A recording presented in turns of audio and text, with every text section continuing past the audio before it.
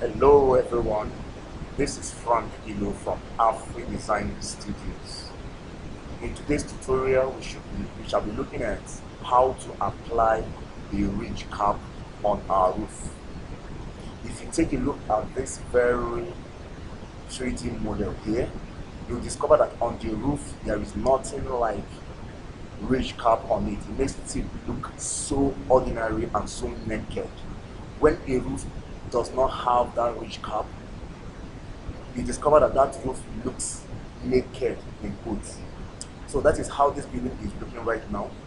And you will also discover that when you apply a ridge cap on the roof, that 3D, when it comes out, looks more real than a roof that doesn't have the ridge cap on it. And today we shall be looking at how to apply it. There could be many ways to apply a ridge cap, because I know of a friend who used to improvise a ridge cap for his roofs. But there is this other way I normally go about it, which is by applying the ridge cap component, which I already have in my component library. So you have to make sure you have it in your library so that you can go there anytime you need it to retrieve it and apply. In case you do not have the ridge cap component in your library, you can source it from your friends. You can ask a friend if you are still in school. You can ask any of your classmates, they can give you. Many of them have it. But if you cannot access it from them, you can also go to the internet. You can go to the internet and you can download it from there. But peradventure these two ways failed you, you can just request by commenting on the comment box below in this YouTube channel and drop your email address, as I'll be dropping it in your email address for you to start using. So how do you go about it? For you to apply a ridge cap on a roof like this one, you should go to your site view, which is under the project browser. This is our project browser here, and this is our site view. You have to double click on your site view for it to appear. So when I double click on it right now, you are going to see the roof plan like this. When the roof plan appears, the next thing you have to do is to go to your component here. When you go to the component, click on the component and select the place a component icon. After doing that, you go to your load family. Double click on the load and your load family library is going to appear. What you're seeing here now, this dialog box you are seeing comprises the library of all the components you have.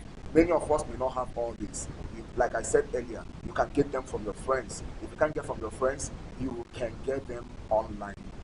Okay, but for this very tutorial, I'm talking about the ridge cap component. I have promised to send that to you if only you can drop your email address in the comment box below. So this is my ridge cap component that I have already downloaded from the internet. Sorry, this was actually given to me by a friend. A friend gave me this. I didn't get this from the internet. So what you do, click on it and click open.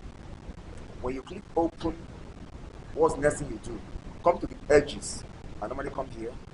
When this endpoint icon or this endpoint icon appears, click on it and drag. You should have gotten it to this point, but I don't normally get it there. I normally stop it halfway for me to use trim to corner, a tool called trim to corner, to join them later. Why am I doing that? You will see the reason why later. But let's just continue with this first. When this appears, make sure it is in the right place.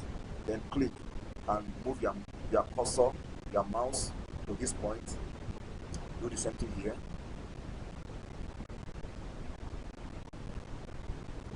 Do the same thing here. I will show you the reason why I'm not getting them to the end. So the reason why I didn't bring them to this point is that so that I will have the space to draw this one. So if I click on this point now, if I have drawn this and this, for me to locate this very point, the actual point, the accurate point, would have been difficult for me. So that is why I normally stop them halfway for me to join them later. So I will leave them yet to complete this one. Then I do this one. I click here and drag this one here. I do the same thing here. take you to this point. Then I do another one here. I start from this point and go and take this one to this point. So when I've done this, it is time for me to start joining them. To join them now, I come here. This is called trim to corner or trim slash extend to corner 2. So when I click on it, I click on this very one. I click on this to go to that point. I click on this very one and I click on this to go to that point. Then I do the same thing here, here, and here. So they will join. After they must have joined, I go to my escape key, escape button on my keyboard. I click on it twice to neutralize or to end this very operation. After ending the operation, what do I do next? I go to my default 3D view to see how this thing is actually looking on the building. So I go here. This is my default 3D view. I click on it. Now you can see something is happening there. This very ridge cap is going the wrong direction, and this very one is also going the wrong direction. So what do? The best thing for you to do is just to click on them and delete them and repeat the process again. I click on this and delete it. So I go to site plan again and click on it. So I have to redraw this and redraw this. What do I do? What I normally do is this. I go back to architecture, components, place a component. Then instead of me to start from the edge, I start halfway at the middle, somewhere here, and stop somewhere here. It usually works for me. I don't know the reason behind that, but it works for me. So I click on it, this point and go like this. When I do it halfway. So after doing it halfway, I can now click on it and extend it by dragging this blue button here and bring it to where I want it to stop. Then I can use the trim to corner and join this one. Then I do the same thing here. Use trim to corner to join this one. Use trim to corner to join this one. Then let's see if they are not going the right direction. So we go to default 3D view. You can see it has now worked. So I believe you can see the trick that I did there. I don't know the mechanism behind it. I don't know the principle behind that, but it works on me. So I don't need to ask any question but to use them. Now, when you look at this, your 3D, if you look at this, your ridge cap, you discover that it is having white color. You may not want it to be white color. You may want it to have the same material with the main roof. What do you do? So you click on it, zoom on it very well, and highlight it by clicking on it. Then come to edit side, click on edit side. Now this is material. Under material, you can see this pure black. That is what the material is made of. So click on this place. You'll see this box, that ellipsis. It is going to bring out the list of materials you already have. So because I wanted to have the same color with my material or the same material with my roof, because I wanted to have the same material with my roof, I come here and select the material that my roof is bearing, which is roof material. But peradventure, I don't want it to have the same color or the same material with my roof. I can select any other material that is listed in here. But for this very class, I want it to have the same material with my roof. So I click on the roof material and I click OK. Then I click OK again. Then everything will change and become the same material with my roof.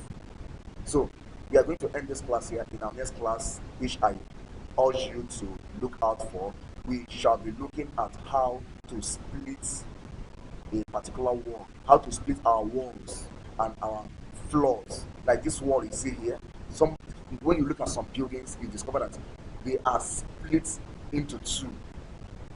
For example, the upper side having a white color, the down part having a black color, or the upper part having a milk color while the lower part has a chocolate color. How do you split your wall? How do you split your floors? Watch out for our next class, as we will be treating that and you will never regret washing. Thank you and remember best.